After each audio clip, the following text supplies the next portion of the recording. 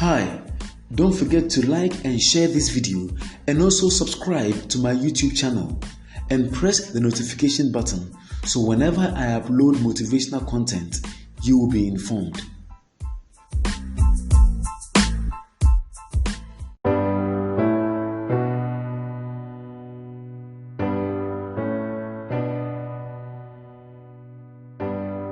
We are continuing our discussion on the topic, the psychology of achievement. The purpose of this topic is to help you understand how successful people think, what actually goes on in their mind, so that we can also condition ourselves in the same way and have similar experiences. Our subtopic for today is self-esteem. Self-esteem. So let us define self-esteem. What is self-esteem? It is the value you place on yourself. It can also be referred to as self-estimation. This is how you estimate yourself. Here's a question. What do you estimate your chances of success or failure to be when you are doing anything? When you estimate your chances of success to be high, then it means your self-esteem is high, relating to whatever you are doing. When you estimate your chances of failure to be high, then your self-esteem is low. So self-esteem determines how you see yourself, how much you value yourself. And the answer you give to this question, will I succeed in this or will I fail in this? Do I expect to succeed in this venture or do I expect to fail? Is determined by your self-esteem. It can also be rephrased as the value or worth you place on yourself.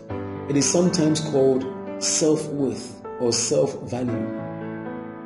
How much are you worth? How important are you to yourself?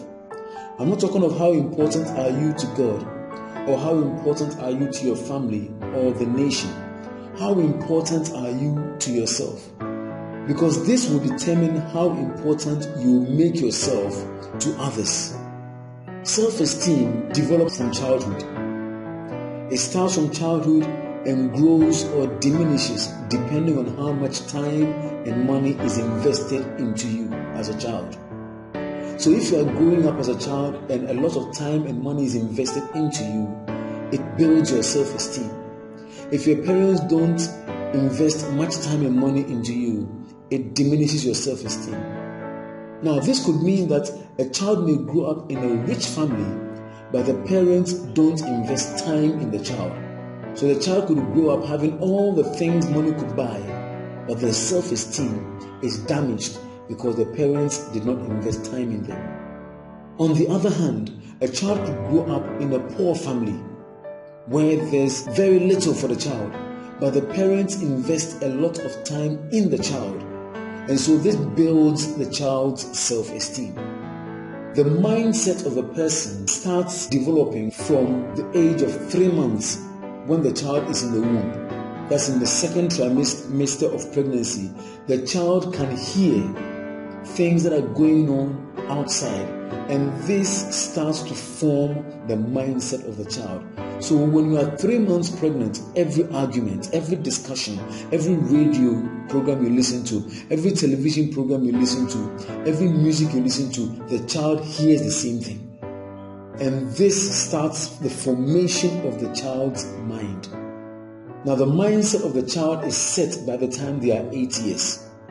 So from the age of 3 months in the womb till 8 years after they are born, this is the magic time frame, and this is the time that is easiest to shape the mindset of the child. After this time frame, it is hard to change the mind, but it is not impossible. It is hard, but not impossible. Some of the most successful people in the world had really bad self-esteem because of their childhood experiences. An example is Tony Robbins, a renowned and wealthy motivational speaker. He had very terrible, bad childhood experiences. Oprah Winfrey, she was raped and sexually abused as a child. Had her first child when she was 13 years old. For Tony Robbins, he was so badly abused by his mother that he had to actually leave home whilst he was in high school, rent an apartment somewhere, and work to make ends meet. Nelson Mandela had a terrible experience as a child, and even growing up as an adult, he was imprisoned, incarcerated for 27 years. Steve Jobs was rejected by his parents because they were students when they were pregnant with him. So discovering that your parents did not want you was a very terrible experience for him. Archbishop Nicholas Duncan Williams went through severe poverty and difficulty as a child. Yet all of these people have become influential people globally. They have become successful. They have changed the lives of millions. Some of them were treated badly, others raped, abused, rejected, went through severe poverty and terrible education. This led to a life of struggle. For some of them in their adulthood, they were still fighting battles in their mind that inhibited their progress. But in the end, they succeeded, and you too can succeed. That is why we are doing this program, because you too can succeed. The investments that determine self-esteem, self-value, or self-worth. What are these investments? What kind of investments does a parent make in a child that molds their self-esteem, self-value, or self-worth? 1. Time spent with the child. This is the amount of interest the parents and other family members generate in the child and what the child does. Do they read with you? Do they discuss what you have read? Do they pray together with you? Do they ask you questions about your dreams, your aspirations, and your goals? Do they ask you questions about what you love doing, what you enjoy doing? Do they ask about your friends, who they are, who their parents are, what they like, and why you like them as your friends? Do they ask you what your favorite things are, what your favorite songs are, what your favorite movies are, what your favorite stories, your favorite cartoons, your favorite toys? Do they ask you these things? Do the parents or guardians spend time with the child doing homework, reading reports together with you? When you get your terminal reports, do they read it together with you and explain the content of the report? Do they attend functions that are in your best interest as a child? Parent-teacher association meetings, Sunday school events. Do they attend these functions? Do they attend events that interest you as a child? Sporting events, performing arts events, quizzes. Do they take you to parties? These are things that when a parent spends time with a child in, it builds the child's self-esteem. And a lot of children never had any of these. That's why a lot of people have a terrible self-esteem and is affecting their relationships, their marriage, their business. Number 2, the money invested in the development of the child. The value you place on a child is determined by the percentage of the family income invested in that child. There are parents who will not even buy a common laptop for their child to use in their education, but they drive 30,000, 40,000 cedi cars. How much money was invested in your education? Some of you was very little. Some of you, your parents invested the barest minimum in your education. I was fortunate that my parents really invested in my education because they paid the price and took me to England back in 1983 August and made sure I had very good education. Supported me with extra teachers. I remember my teachers, extra class teachers, Mrs. Graham and Mrs. Pearson, who really helped me understand English, maths, and science. So my parents really invested in my education. They bought encyclopedias. My first encyclopedia was at the age of 10. That was my 10th birthday gift when I was 10 years old. Then when I was 11, birthday gift, my father gave me the book 10,000 Questions and Answers. And I'll just read the question and find the answers. Read the questions. It was all about life, geography, science, arts, sports, politics. The questions are there, and then they just provide answers for you to read and educate yourself. But some parents did not do that, even though they had the means. What kinds of toys and gifts did your parents provide for you? Some is zero. The only gift you received Christmas was the Christmas lunch, or breakfast, or dinner. That was it. Or the Christmas dress. the quality of clothing you received. All of this molds a child's self-esteem. And a lot of Ghanaians and people around the world struggle because they never had this. Number 3, the material things given to the child express how important the child is. So what material things were given to you? So first of all, how much time was invested in you? How much money was invested in you? What material things were given to you? For example, what kind of places were you taken to? Were you taken to nice places? I remember I was taken to the zoo when I was 6 years old by my dad. And I've been to so many places when I went to England: Windsor Safari Park, Thorpe Park, Alton Towers, Battersea Beach. So many places, Chesington World of Adventures. So many places, went on so many trips at school. And these places and the people you meet there lift up your self-esteem. The kind of places you were taken to, the kind of toys you were given, the kind of books you were given to read. The first books that really got me addicted to reading, Peter Pan. And my father spoke to the publishers, and so they inserted my name and the name of my brother Emmanuel and another friend Tony into the story. So the 3 of us were characters in the story. We were part of the whole story, and we read the story. I read the story over and over and over because I saw my name in it, I saw my brother Emmanuel's name in it, and I saw my friend Tony's name in the book. The kind of games that were bought for me. I remember my mother buying me jigsaw puzzles. 100 pieces, 200 pieces, 500 pieces, 1,000 piece jigsaw puzzle. Just assemble them together. They provided games, board games, Monopoly, the game of life, Trivial Pursuit, computer games. All of these added value to me. But some children were not fortunate to have that. Did your parents surprise you with special gifts when you least expected it? And other necessary things. Whenever I was going for football training, my parents always made sure, my mom always made sure I had enough refreshments, a kind of Coke to drink after training. Yet most of the players who came, even though they were wearing expensive equipment, never had even a bottle of water to drink after training. So I realized that I was loved. In spite of the high level of discipline at home, I knew I was loved. So all of the above contribute to building your self-esteem, or contribute to weakening and in some cases destroying your self-esteem. And so if you are not careful, and if you don't rebuild your self-esteem, the following will happen. Number 1, you will pass this same self-esteem on to the next generation. That's right. Your children will start behaving the same way you are behaving. You will end up treating your children the same way you were treated. Number 2, it will make you not value human life. You will not value human life. And when you don't value human life, it can lead to a life of crime and other social vices. In extremities, it can lead to genocide because you believe that human life is worthless because you consider your own life to be worthless. Number 3, it leads to the sabotage of yourself and the sabotage of other people. This is a major reason why Ghanaians sabotage ourselves, because we don't really see ourselves as important. So when someone is doing something and they are succeeding, we interpret it to think that because they are succeeding, we are losing.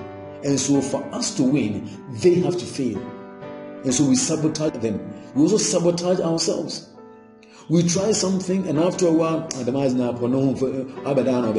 then just quit. And you sabotage yourself. You destroy everything you started. Some save money and save money, and because of a low self-esteem or poor self-esteem, make one silly decision and sabotage their entire savings. They spend it on a wild party, or give it away, or spend it on a woman who doesn't love them, and they make a mess of their lives. Number 4, you will always function beneath your potential because you deem yourself not to be good enough. You will always function below your potential because you don't think you are good enough. 5, it is hard to treat others well because you can't treat yourself well. When you have high self-esteem, you treat other people well. When you have low self-esteem, you don't treat other people well. Number 6, it will destroy your self-confidence. Everywhere you go, you look down on yourself. Everywhere you go, you look down on yourself. And you are not confident. Even when you are competent, you are not confident. There are people who are competent, but they are not confident. They are skillful in what they do, but they can't drive a good bargain so they can get a good price for what they are doing, for the service they are rendering. You will not believe in yourself. And because you not believe in yourself, you will not succeed. You will always feel undeserving. You are not good enough. You are not capable of doing this. You are not capable of doing that. You feel you don't deserve this. Even when people show you kindness, you feel you don't deserve it. It will become difficult to receive anything good from other people. Sometimes when people show you kindness, you think that there's a preconceived or a premeditated motive behind it. There's an ulterior motive behind that kindness they are showing you. Number 10, it is hard to forgive. It is hard to also receive forgiveness. And it's hard to move past your mistakes. You always use your past mistakes to sabotage yourself. So how do you rebuild your self-esteem? Because some of you listening to me are in your 20s. Some of you are in your teens. Some of you are in your 20s, 30s, 40s, 50s, maybe 60s. I don't know. But how do you rebuild your self-esteem?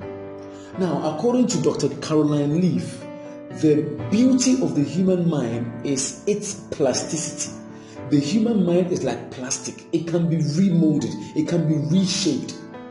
So we need to use our mind to rebuild our brain. That's right. We need to use our mind, the software that is working in our brain, to rebuild the brain so that we can do better. So how do we rebuild our self-esteem? No matter your age, no matter your stage, no matter your profession, here are some things you can do to rebuild your self-esteem. Because you deserve to be treated well. But if you don't treat yourself well, no one else will treat you well. So 1, place a new value on yourself. You are who and what God says you are. You are not what you have gone through. You are priceless. Place a new value on yourself. That's right. Place a new value on yourself. Number 2, develop healthy relationships with people who value and respect you. Get rid of all your friends who don't respect you. Have healthy and strong relationships, long-lasting relationships with people who value and respect you. One of my friends, Richard Martian, we've been friends since 1983. He's in England but came from Mauritius. We went to the same primary school, played soccer for the same soccer team, played tennis together, played squash together. We did many things together and we still stay in touch.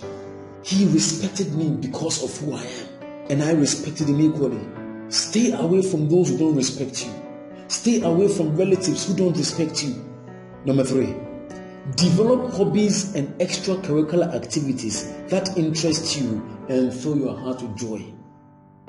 Develop hobbies. What would you like to learn to do? You can just go to Google it. Go to YouTube, type it in. The videos will come, the tutorials will come. Maybe you want to learn to draw.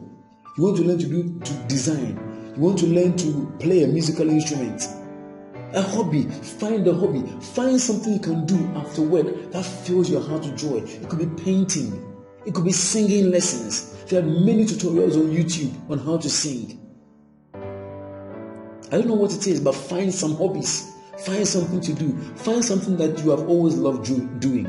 You can even develop a second career that, apart from my work as a teacher or as a doctor or as a nurse or as this is the second career I want to build. This is what I have always wanted to do in my life. And at my age now, this is how I can do it and start developing that career. Number 4, visit places you have never been to. Go to some expensive hotels and just order for a bottle of malt. Yes, even with the lockdown, you can go to some a restaurant and then order for a bottle of malt. Be there by yourself. Just read a book. I do that. Go to a restaurant, just order for a bottle of malt or two bottles of malt, and just read a book and spend about an hour and a half there reading. just to soak in the atmosphere and enjoy the beauty. And if you are a parent and you are doing these things, involve your children. It will build their self-esteem. Everything that I've listed above that your parents did not do for you, do for your children, so that they don't become like you, so that they don't struggle the same way you struggled. I know that my father and my mother went through all kinds of struggles, but they did not allow me to go through the same kind of struggles they went through. And the struggles I went through, I am not going to allow my children to go through those same struggles. There will be discipline in my house, but they will not go through the same unnecessary struggles that I went through. Number 5, pamper yourself every now and then. Buy gifts for yourself. Treat yourself well. Buy gifts. Go and buy a nice dress. Quality dress, will last a long time, and wear it every now and then. Feel good. Save money. Buy a 3-piece suit. Wear it and see how it feels. Believe me, listen, dressing can change the way you feel. That's right. Dressing can change the way you feel. That's why a lot of time I like to wear suits. Even now that I'm working at home, I dress as if I'm going to the office. So sometimes I'm in a suit, sometimes it's a trouser, shirt and a tie, sometimes it's a suit and a waistcoat. But I do these things to keep my confidence levels high. If you rebuild your self-esteem, other things will be rebuilt. So the foundation of turning your life around, turning your mind around, is in your self-esteem, the value you place on yourself. So in conclusion, forget the past, learn from the past, and transfer the lessons you have learned from the past into the future. And you will be surprised at what you will accomplish. This has been Afro Lance Bansi saying, God richly bless you.